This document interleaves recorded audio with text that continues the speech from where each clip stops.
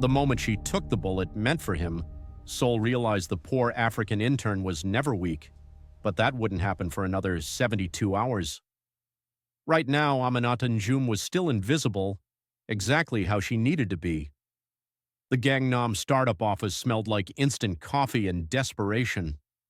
Aminata kept her head down, shoulders curved inward, posture carefully engineered to occupy the smallest possible space. Her cardigan hung loose over plain trousers, worn sneakers, hair pulled back so tight it hurt. 29 years old, Cameroonian Special Forces, 3 confirmed kills on foreign soil, and here she was, pretending not to understand when the marketing manager called her the African girl instead of her name. "Amia, coffee," the manager said, not looking up from his phone. She bowed, smiled. The kind of smile that made her jaw ache.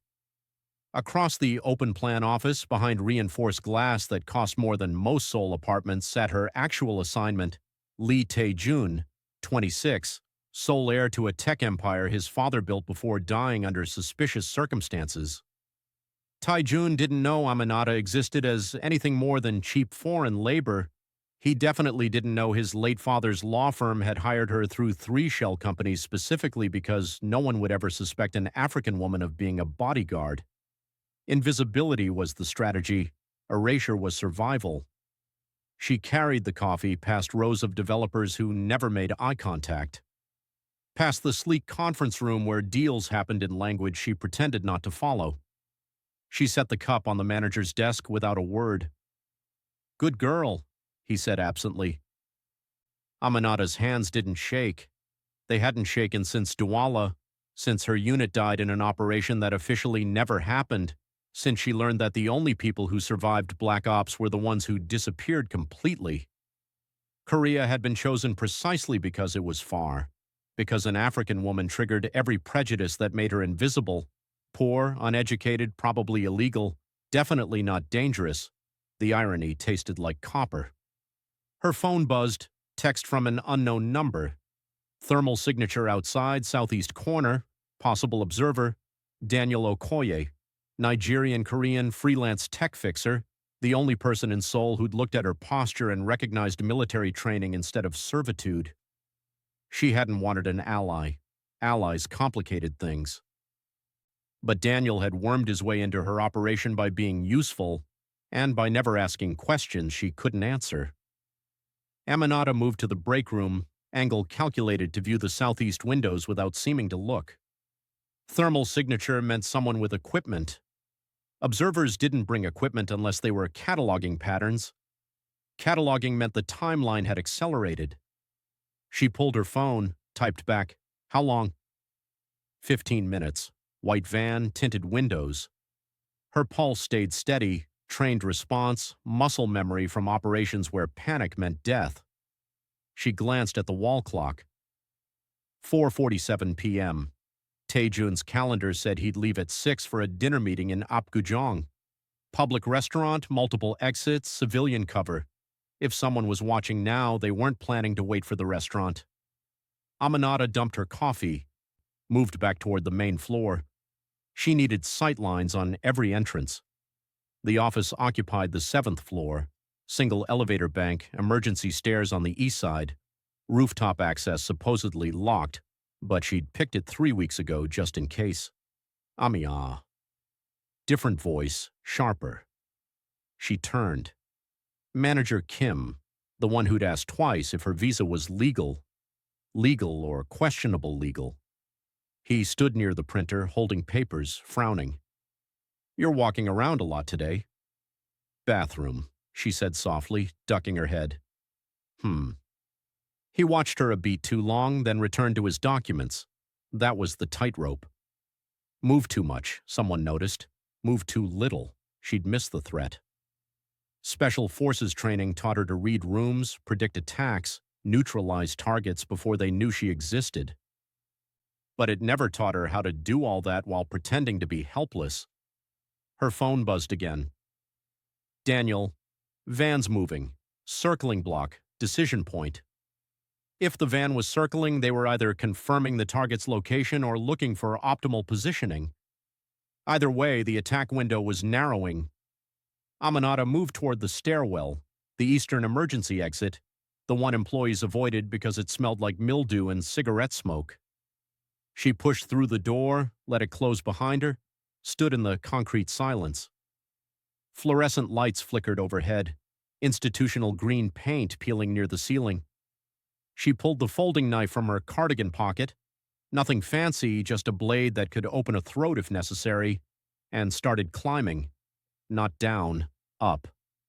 Because if someone was coming for Tae-jun inside the building, they'd expect resistance from his private security on the executive floor. They'd expect bodyguards in suits, ex-military contractors with clearance badges. They wouldn't expect the route down from the rooftop, and they definitely wouldn't expect the poor African intern. She reached the 8th floor landing, paused, listened. Footsteps below, measured, deliberate, boot-heavy. Aminata pressed against the wall, controlled her breathing. The footsteps rose toward the 7th floor, toward Tae-jun's office level. One person, male, based on stride length. She watched through the gap in the stairwell railing. He appeared below. Dark jacket, surgical gloves, right hand inside his coat. When he turned at the landing, she caught the reflection in the small mirror mounted for blind corners. Suppressed pistol, professional grade. The man moved toward the 7th floor door, reaching for the handle. Aminata had maybe 4 seconds to decide. Option A, intercept now, lethal force, exposure. Option B, shadow him, pull Tae-jun out quietly, let the assassin escape. Her father's voice, remembered from childhood drills in Douala heat, mission first.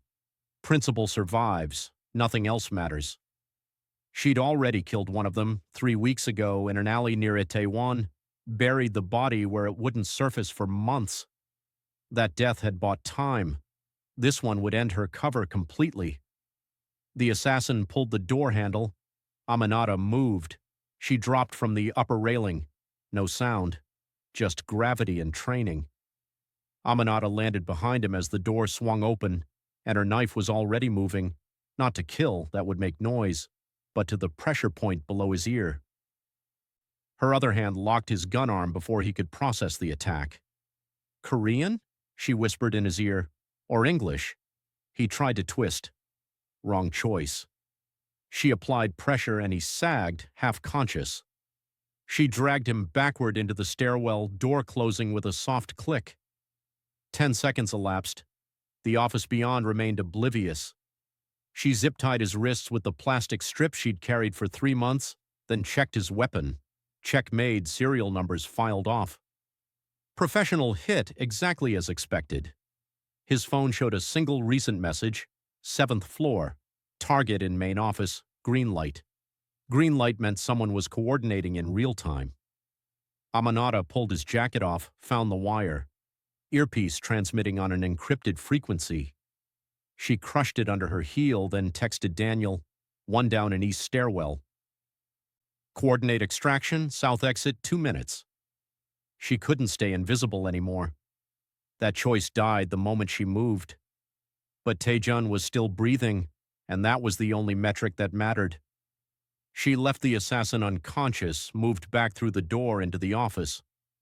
Her cardigan felt wrong now, costume instead of camouflage. Around her, developers typed, the marketing manager scrolled his phone, someone laughed at a meme, reality proceeding normally while violence waited in the margins. Aminata walked straight to Tae-jun's glass office. He looked up, surprised. She never approached him directly. "Yes? Fire alarm," she said quietly in Korean. "South exit. Now." "What?" He frowned. "There's no now." Her voice changed. No longer soft, no longer deferential. Command voice, the one she'd used in Douala when hesitation meant casualties. "Trust me or die. Choose fast." Something in her eyes made him stand. They moved together toward the south corridor, past cubicles where people were starting to notice. Manager Kim looked up. "Where are you?" The east stairwell door exploded open. Not the assassin, someone else. Bigger shaved head, already firing. suppressed shots that punched through drywall and computer screens. People screamed, desks overturned, glass shattered. Aminata shoved Tae-jun behind a support column, her body between him and the shooter. Stay down. The second assassin scanned the chaos, weapon tracking. He hadn't expected resistance, hadn't expected anyone trained. His eyes found Aminata, dismissed her in half a second, then locked on Tae-jun's expensive suit visible behind the column. He adjusted aim. Aminata moved laterally, drawing his attention. "You're early," she said in English, loud enough to carry. "Shift doesn't change until 6. Confusion flickered across his face. Foreign woman, speaking English, not running. It bought her 2 seconds. She used them. The fire extinguisher came off the wall in one motion. She hurled it underhand, not at him, at his feet, and the impact made him step back reflexively. She closed the distance while he was off balance, inside his firing line before he could adjust, elbow to the solar plexus, knee to the groin. As he doubled over, she stripped the weapon from his hand and used his own momentum to drive him face first into the floor. The entire sequence took 4 seconds.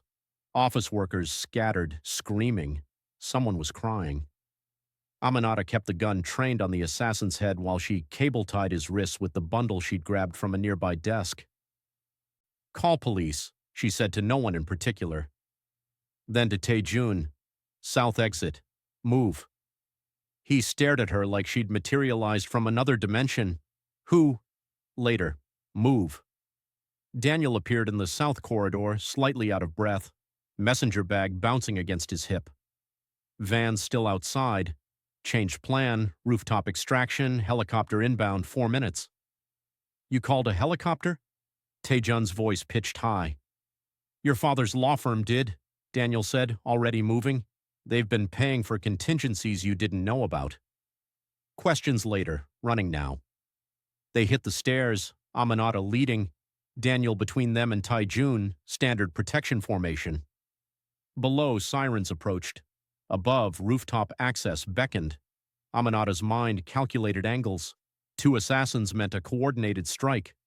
Park Jun's Seox operation was bigger than intelligence suggested. The police response time was too fast. Someone had called before shots were fired. Which meant someone inside the building was part of it. They burst onto the rooftop. Seoul sprawled around them, Gangnam towers glittering in late afternoon sun, Han River silver in the distance. Wind whipped Aminata's loosened hair. The helicopter was a dark spot against the sky, growing larger. "There!" Daniel pointed. Tae-jun grabbed Aminata's arm. "Who are you?" She met his eyes. "Someone your father hired to keep you alive. My father's been dead for 2 years. I know." The helicopter descended, rotors deafening, private security team visible inside, the official bodyguards who'd been backup all along, the ones who'd stay visible while Aminata disappeared back into shadow. Except she couldn't disappear anymore. The rooftop access door slammed open. Manager Kim stumbled out, phone pressed to his ear, face pale. Behind him, Min-jae, Detective Kim Min-jae, police badge visible, service weapon drawn but not aimed. "Nobody move!" Min-jae shouted over the helicopter noise. Aminata positioned herself between him and Tae-jun, hands visible, stolen gun tucked in her waistband but not drawn. Detective. 2 men attempted assassination downstairs, both restrained, evidence preserved. Evidence. Min-jae's laugh was bitter. "You're the evidence. Foreign national illegal weapon, 2 injured suspects. You think this looks like self-defense?" "It was defense," Daniel interjected. "I have footage. Convenient." Min-jae's weapon shifted slightly toward Daniel. "Footage that appears after violence. Footage that frames our investigation." "You know how this looks?" The helicopter touched down. Security team emerged, professional and fast. "Mr. Lee," one of them called. "With us now." Tae-jun didn't move, not without her. "Sir, she's not cleared for—" "Then clear her," Tae-jun snapped. "She just saved my life while you were somewhere not here." Aminata felt the trap closing. If she left with Taejun, she became officially visible, documented, tracked, questioned. If she stayed, Min-jae would bury her in interrogation until Park's people finished the job. Manager Kim spoke suddenly, voice shaking. She's been here 3 months, quiet, never caused problems, never even talked back. He looked at Aminata, something like horror in his eyes. Who are you? Someone who takes coffee orders, she said quietly. And someone who doesn't let people die when she can stop it. Min-jae's jaw tightened. His thumb rubbed against his badge, nervous tell, the kind Aminata cataloged automatically. He was afraid, not of her, of something else. Detective, she said carefully, who told you to come to this roof? His expression flickered. Dispatch, before or after shots were fired. Silence. The helicopter idled, rotors spinning. Seoul breathed around them, indifferent. Daniel stepped forward, glasses reflecting sun. I have the dispatch logs, time-stamped. Want to compare them to the actual timeline of events, Detective? See if your story aligns with reality or if someone fed you information before it should have existed. Min-jae's weapon lowered slightly. Fear won over duty. It always did, Aminata had learned. Cowards were predictable. This isn't over, Min-jae said finally. None of you leave the country, understand? Perfectly, Daniel said, smiling without warmth. The security team ushered Taejun toward the helicopter. He resisted. Come with me, he said to Aminata. She shook her head. Your father hired me to be invisible. The moment I get on that helicopter, I become a story. Stories get people killed. You already are a story. Then I'll make sure it's the right one. By morning, Aminata's face was everywhere. Not her name. Nobody knew that yet. But security footage from the office, blurred and fragmented, showed a woman in a cheap cardigan moving like liquid death.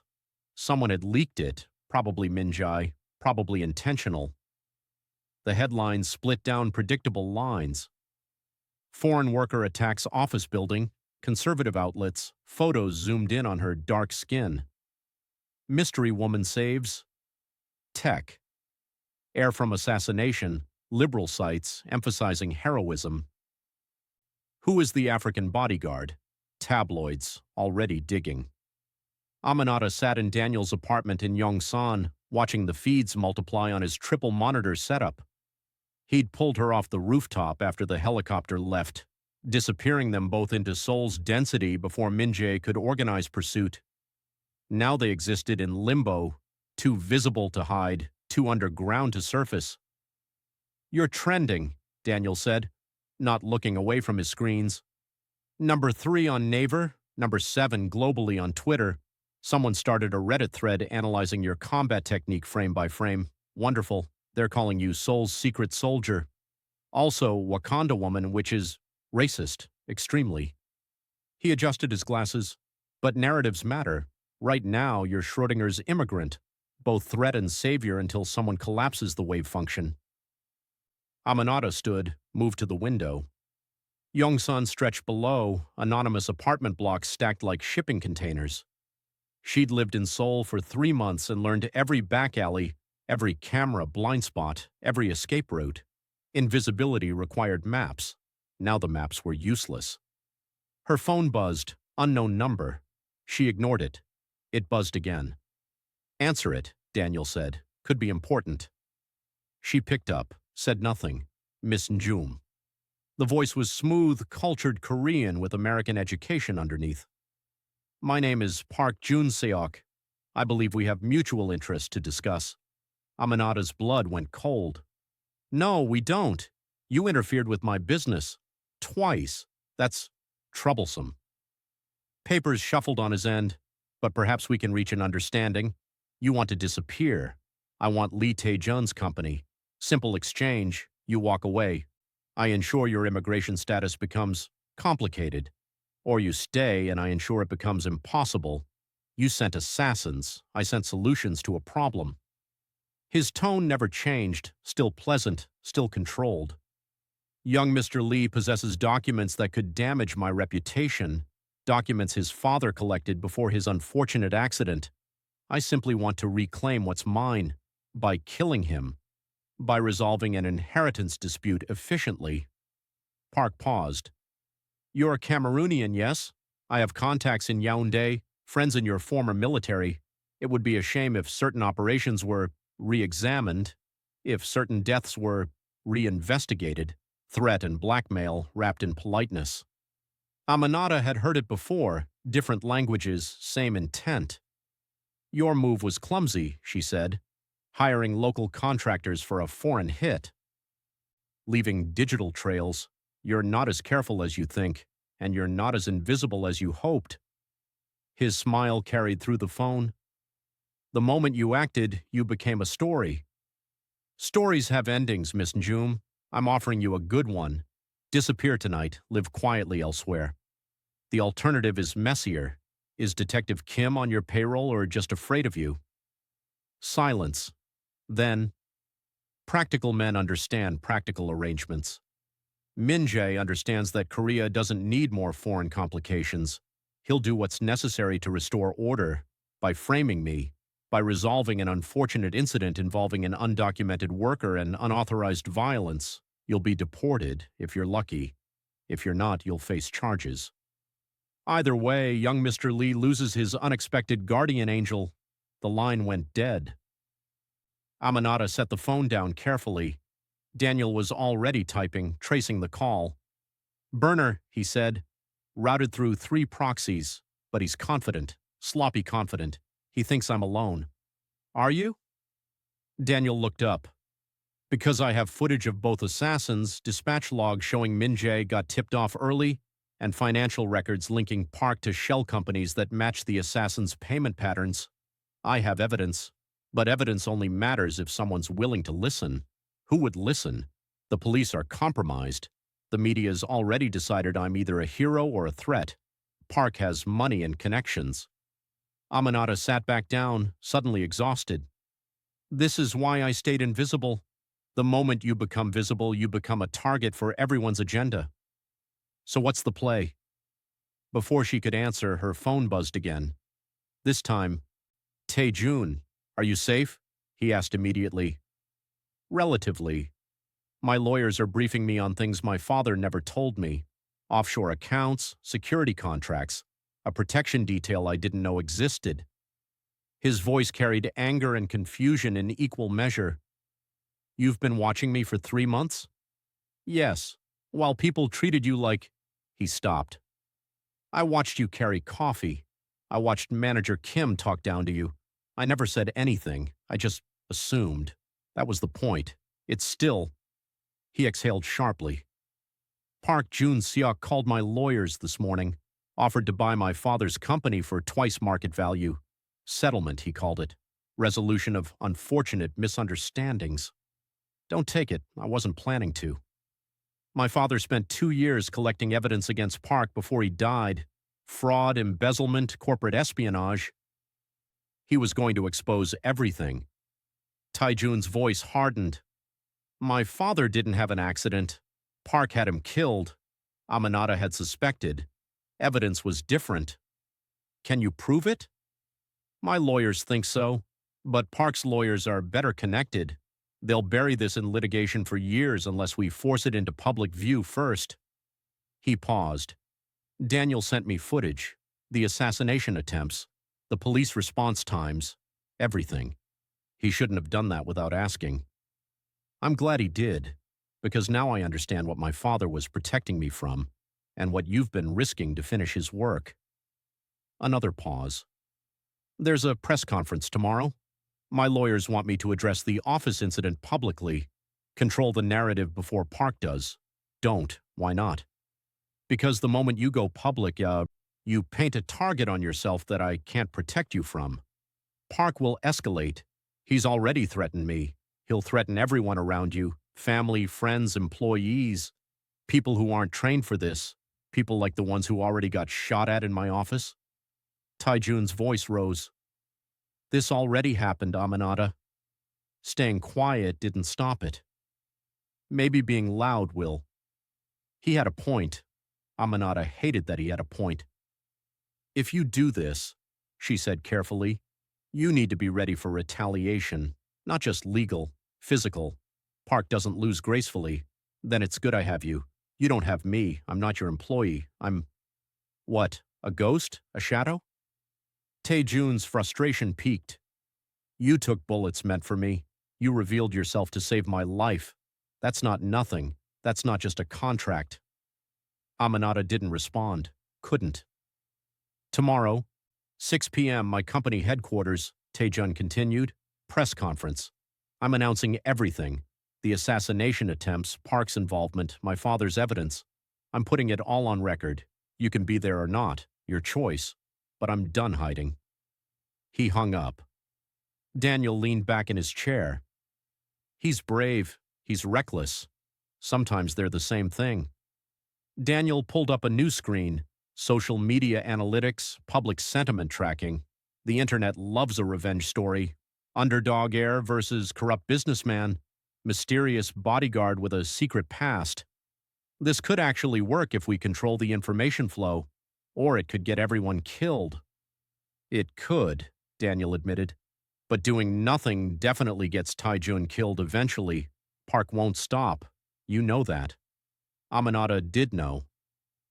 Men like Park, men who saw people as assets or obstacles, never stopped until forced. She'd learned that in Douala, watching her unit die because someone in command decided 12 lives were acceptable losses for strategic positioning. Her phone buzzed. Text from an unknown number. Itaewon, African Community Center. Tonight, someone wants to meet you. Friend. She showed Daniel. He frowned. Trap? Maybe. Or maybe someone else sees what's happening and wants in. You trust easily? Never. Aminata stood, checked the knife still tucked in her boot. But I'm also out of good options. If the African community knows about me, that changes calculations. Park can threaten me, but threatening an entire community? That's different politics. Daniel saved his files, encrypted 3 times. I'm coming with you. No, yes. He grabbed his messenger bag, stuffed with gadgets she didn't understand. You're good at violence. I'm good at documentation. Park wants this quiet. We make it loud. That's the strategy. The Itaewon Community Center smelled like jollof rice and old radiators. Aminata entered cautiously, Daniel half a step behind. The front room was packed, maybe 40 people, mostly African, a few Korean allies, everyone watching her with expressions ranging from curiosity to suspicion. Conversation stopped. Someone's phone was playing Afro beats quietly in the corner. An older Nigerian woman stepped forward, silver hair in elegant locks, traditional wrapper and blouse that probably cost more than Aminata's entire wardrobe. Aminata Njoum, we've been waiting. You know my name. Child, everyone knows your name now. The question is whether you know ours. The woman gestured around the room. I'm Ngozi. I run a nursing agency. Legal work permits, legitimate contracts, the kind of visibility that keeps people safe. Most of us here exist in that same space, documented, visible, vulnerable. A younger man spoke up, Ghanaian accent thick. You made noise, big noise. Now police are paying attention to all of us, checking papers, asking questions, making things difficult. I didn't choose. No one chooses when violence comes, Ngozi interrupted gently. But you chose to fight instead of run. That matters. She pulled out her phone, showed a video, blurry footage from the office building, Aminata moving through chaos with surgical precision. This went viral in our communities first, before Korean media picked it up. We saw you and we recognized something. What? Someone who knows how to survive things that shouldn't be survived. Ngozi's eyes were knowing, tired. Special Forces, yes? Cameroon? Before the contracts dried up and soldiers became ghosts? Aminata said nothing. Confirmation was admission. We're not asking for your story, Ngozi continued. We're offering you ours. 20 years ago, I came to Seoul as a student, stayed for work, built a life, watched as people like us became convenient scapegoats whenever Korea needed someone to blame.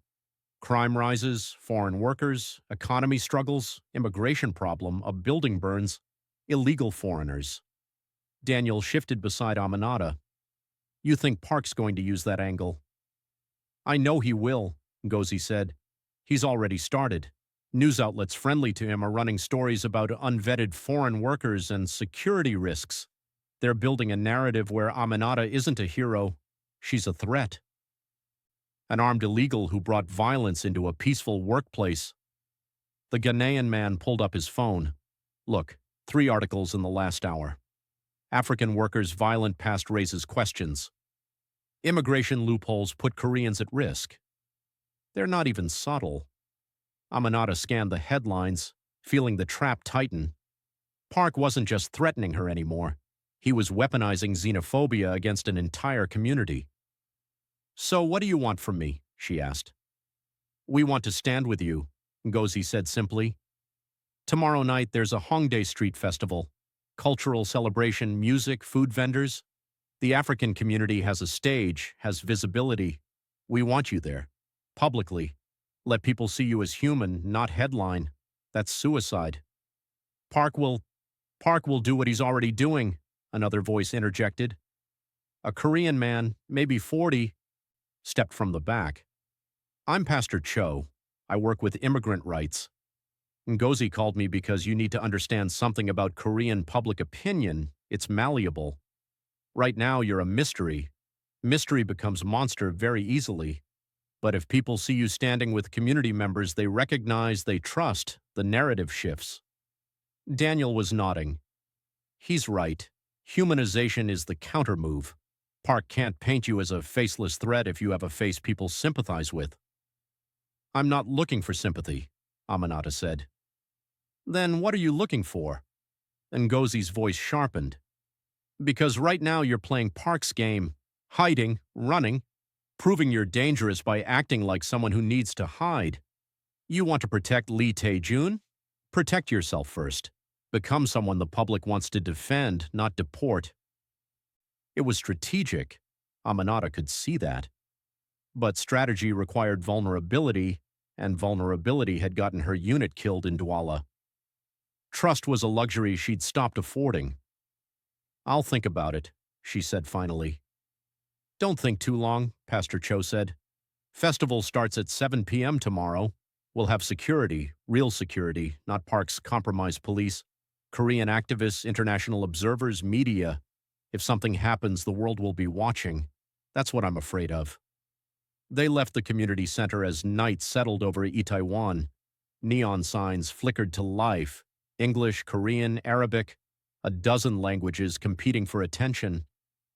Daniel walked quietly beside her, unusually subdued. They're right, he said finally. About the narrative. Narratives don't stop bullets. No. But they determine who investigates the shooter. He stopped walking, turned to face her. Aminata, I've been tracking Park's digital footprint. He's not just connected, he's embedded. Political donations, media ownership stakes, personal relationships with prosecutors. If this becomes a legal battle, we lose. If this becomes a public battle, we have a chance. Public battles mean exposure. You're already exposed. Frustration cracked his usually careful tone. The moment you moved in that stairwell, exposure became inevitable. Now you're just choosing how to be exposed. As a threat Park can eliminate quietly, or as a person the public won't let disappear. Aminata's phone buzzed. Tae-jun, press conference confirmed. 6 p.m. tomorrow. My lawyers say Park is preparing counter-narrative. We need to be faster. She showed Daniel. He grimaced. He's right. Park won't wait for us to organize. Another buzz. This time a video file from an unknown number. Aminata opened it. Security footage. Hongdae Street Festival preparations. Crowds gathering. Vendors setting up. And moving through the background, barely visible. 3 men in dark jackets, tactical positioning, surveying exits. The message below the video. He's coming for you in public. Make sure the world is watching. Friend who sent this? Daniel grabbed the phone, analyzing metadata. Encrypted, routed through, wait. His eyes widened. This came from inside the police network. Someone with access to live surveillance feeds. Minjae. Maybe. Or someone else who's tired of Park's control. Daniel looked up. This is an opportunity. They're warning you because they want you to be ready. They want Park to fail publicly. Aminata's mind raced through scenarios. Park sending assassins to a crowded festival was insane. Too many witnesses, too much chaos. Unless chaos was the point. Unless he planned to trigger violence and blame it on foreign elements, turning public opinion permanently against immigrants while eliminating Tae-jun in the confusion. He's going to cause a massacre, she said quietly. Frame it as immigrant violence. Kill Tae-jun in the panic. Eliminate me as the suspect. Clean sweep. Then we need to stop it. I need to stop it. Aminata grabbed his shoulders. Daniel, listen to me. You've done enough. You've provided intel, safe harbor, technical support. But tomorrow, if this goes wrong, you can't be associated with me. Your face is already on security footage. Park knows you exist. If you're at that festival and violence happens, you become a target too. So I've watched good people die protecting me. I won't do it again. Daniel met her eyes, steady behind his glasses. Aminata, I'm not protecting you. I'm protecting what's right. There's a difference. You can push me away, but I'll still be there. Different location, different angle, but there. He pulled out a small camera from his bag, and I'll be recording everything. Because evidence is the only thing Park can't buy his way out of if enough people see it. Something in Aminata's chest cracked. Not broke. She'd been broken before. This was different. This was the terrifying possibility that maybe, just maybe, she wasn't completely alone. One condition, she said. You stay in the crowd. Don't engage. Just document. Deal. They walked back to his apartment in silence. Seoul breathed around them. Late-night restaurants, convenience stores glowing like salvation, delivery bikes weaving through traffic. Somewhere in this city, Park Jun-seok was planning murder. Somewhere else, Tae-jun was preparing to expose him. And somewhere in between, Minjae was deciding whether to be a coward or something better. Aminata's phone buzzed one more time. Ngozi, festival stage, 8 p.m. We'll introduce you. Tell your story. Let them see you're human. That's the armor Park can't penetrate. She typed back, I'll be there. Because Daniel was right. Hiding was just slower dying. And if she was going to die anyway, she'd rather do it visible, on her own terms, protecting people who deserve protection, forcing the world to acknowledge that her life, her choices, her existence mattered. The night before Douala, her father had told her, a soldier who fights for nothing is just a weapon. A soldier who fights for something becomes a shield. Tomorrow she'd be a shield, even if it killed her. The Hongdae Street Festival felt like borrowed time wrapped in colored lights. 8,000 people packed into closed-off streets.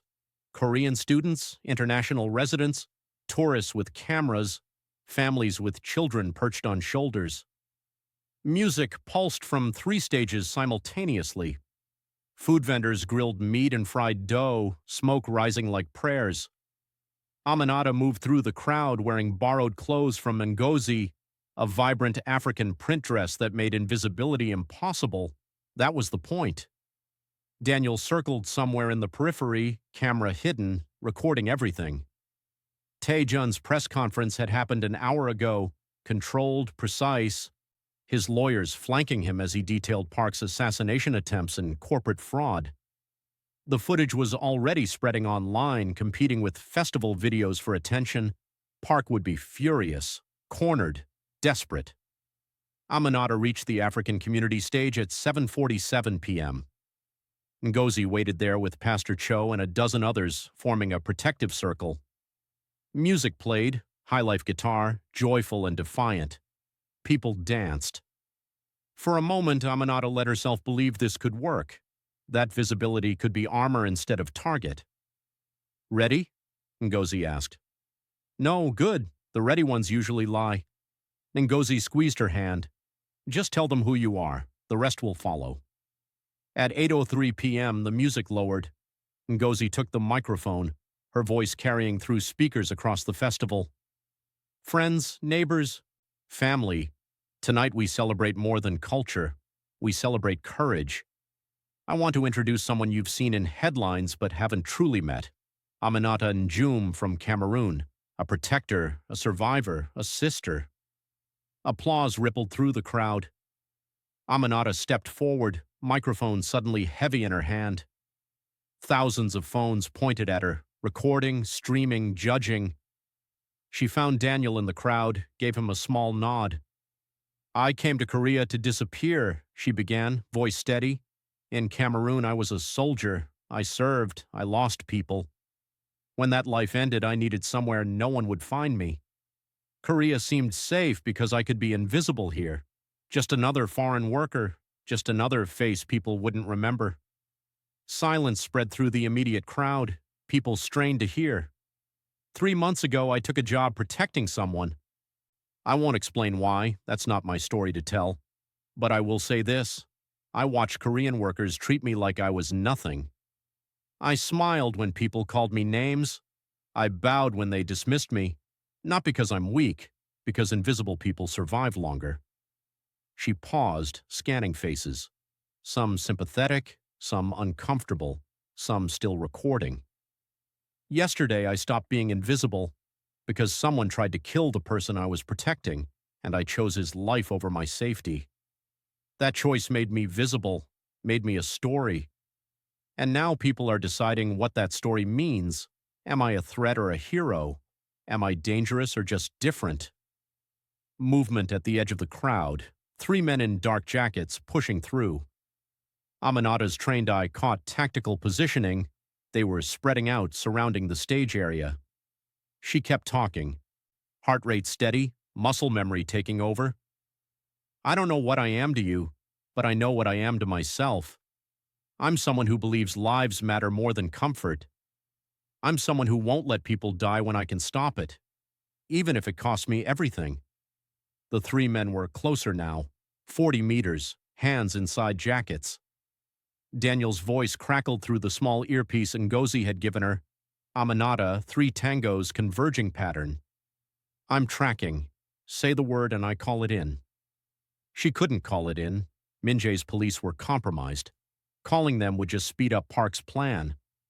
Some of you think I don't belong here, Aminata continued, voice carrying over the crowd. That I'm a problem Korea needs to solve. Maybe you're right. Maybe I am a problem for people who profit from silence. For people who think violence can stay hidden if the victim isn't Korean enough to matter. One of the men pulled a weapon, not a gun, something else. Cylindrical, grenade-shaped, smoke grenade. Aminata's blood went cold. Park wasn't planning assassination. He was planning chaos. Smoke in a crowded festival, panic, stampede. People would die, children, families, innocents. And in the confusion, Taejun would disappear. So would she. The perfect tragedy to blame on uncontrolled immigration and foreign threats. But here's what I've learned about problems, she said, voice hardening. Sometimes the problem isn't the person everyone's pointing at. Sometimes the problem is the person doing the pointing. The first smoke grenade deployed, purple haze erupted 30 meters from the stage. Screaming started immediately. The crowd surged. Parents grabbing children, people running in every direction. Aminata dropped the microphone and moved. Not away, toward. She vaulted off the stage, dress tearing at the hem, boots hitting pavement hard. The second man was deploying his grenade.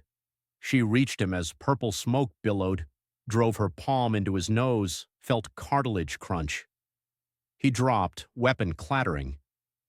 The third man had his out, arm cocked to throw. Aminata grabbed a metal folding chair from a vendor stall, hurled it like a discus. It connected with his shoulders, spinning him sideways. The grenade flew wild, landing in an empty food stall that erupted in harmless purple fog, but the damage was done. Panic had the crowd now. People trampled each other trying to escape. Children cried. Someone fell near the main stage, others stumbling over them. Stop! Aminata's voice cut through chaos, trained to carry over battlefield noise. Stop running! The smoke is not dangerous! No one listened. Fear had them. Then music blasted from the speakers, not festival music, Korean pop. Loud, sudden, attention-grabbing. Pastor Cho had seized a microphone. Everyone freeze. The smoke is theatrical. No danger. Organizers confirm. Other voices joined. Ngozi, Daniel, Korean activists with megaphones. The message repeated in Korean, English, multiple languages. Slowly, desperately, the panic began to organize into confused stillness. Aminata scanned for Taejun. There, near the Korean barbecue stalls, surrounded by his security team, phones out and recording. Smart. He was documenting everything. Movement behind her. The first man she dropped was rising, blood streaming from his nose, reaching inside his jacket. Not for smoke this time, for a real weapon. Aminata spun, but someone was faster. Minjae. The detective appeared from the crowd, service weapon drawn, aimed at the man's chest. Police! Drop it! The man hesitated. Behind him, the other two were being restrained by festival security and Korean activists who'd moved with surprising coordination. This wasn't random crowd control. This was organized resistance. Drop it! Minjae repeated, voice shaking slightly. His thumb rubbed his badge, that nervous tell. But his aim stayed steady. The man dropped his weapon. Minjae kicked it away, then pulled zip ties from his belt, securing the man's wrists. His eyes met Aminata's across the purple haze. I'm tired, he said quietly. Tired of being afraid. Tired of letting monsters win because it's easier than fighting. What changed? Aminata asked. I watched your press conference answer, Minjae said, securing the second attacker. The one where you talked about invisibility. My daughter is 6, half Korean, half Filipino. I've been teaching her to stay quiet, stay small, don't make trouble, just like you did. His jaw tightened. I don't want her growing up thinking that's survival. I want her growing up thinking courage is possible. More police arrived, different unit, not Park's people. Minjae had called the right ones, the ones who still cared about actual justice. Daniel materialized beside Aminata, camera still recording, got everything. The tactical deployment, the weapons, the police response. This is going to every news outlet by morning. Park can't spin this. Taejun pushed through the crowd, security team trailing. Are you hurt? No. Good. He looked at the restrained men, the dispersing smoke, the shaken but recovering crowd. My lawyers just got word. Park's trying to flee the country, but immigration has him flagged. Thanks to evidence we submitted an hour ago, he's trapped. Ngozi rejoined them, dress torn but expression fierce. The festival will continue. We don't let fear win. Pastor Cho is organizing first aid stations. Korean volunteers are helping. This is what community looks like. Aminata looked around. The smoke was clearing. Music started again, defiant, joyful. People who'd been running were returning, checking on each other, filming the aftermath. The narrative was writing itself in real time, thousands of phones capturing truth before Park could manufacture lies. She pulled out her phone. No messages from Park. He was done making threats. But there was one message, from an unknown number. Well played. The evidence is submitted. Prosecutors are moving. Park Jun-seok will be arrested tonight.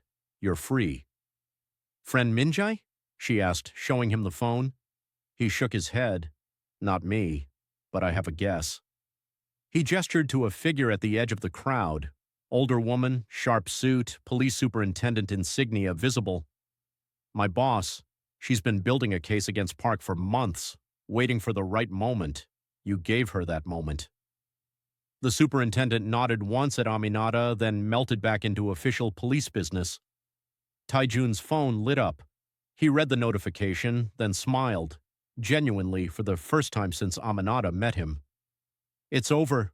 Park's in custody. All assets frozen. My father's evidence is being used in official proceedings. It's not over, Aminata said quietly. Park has lawyers, connections, money. This will take years to resolve fully. But it started. The truth is public now.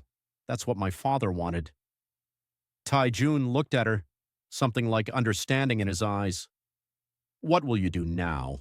You're not invisible anymore. You can't go back to that. Aminata looked at the festival around her, at Ngozi organizing aid stations, at Daniel uploading footage that would shape tomorrow's headlines, at Min-jae coordinating with honest police, at Korean activists standing with African community members, united in something bigger than fear. I don't know, she admitted. Visibility is still dangerous. But maybe Daniel was right. Maybe choosing how to be visible is its own kind of protection. You could stay, Tae-jun offered. Work officially. Help me rebuild what my father started. A company that actually protects people instead of just profit. I'm not corporate security. No, you're better. You're someone who fights because it matters, not because you're paid to. He extended his hand. Stay. Help me turn my father's dream into something real. Something that makes Korea safer for everyone, not just people who look like me. Aminata didn't take his hand immediately. Trust was still hard. Commitment still felt like a trap. But then Ngozi appeared, pressing a business card into her palm. We need trainers, women who can teach self-defense to immigrants facing harassment. You're qualified, interested. Pastor Cho joined them, and I could use someone who understands how systems fail people. We're building legal support networks. You've lived through enough systems to know where they break. Daniel grinned. And I have about 1,000 hours of footage that needs proper editing. You could consult, make sure the story's accurate. They were offering her something she'd never had. Community. Not just a job, but belonging. The kind that didn't require invisibility or erasure. The kind that saw her fully and said, yes, you fit here. Aminata looked at Tae-jun's extended hand, then at the festival rebuilding itself around her, at people choosing courage over comfort. She took his hand, shook it firmly. One condition, she said. I work for the people your company affects, not just the company. I protect the vulnerable, not the profitable. Deal, Tae-jun said, though honestly those might be the same thing if we do this right. The music swelled, people danced. Smoke had cleared completely now, leaving only the vibrant chaos of a community that refused to break. Aminata's phone buzzed one last time. Message from herself, saved from 3 months ago when she first arrived in Seoul. Remember, invisible people survive longer. She deleted it.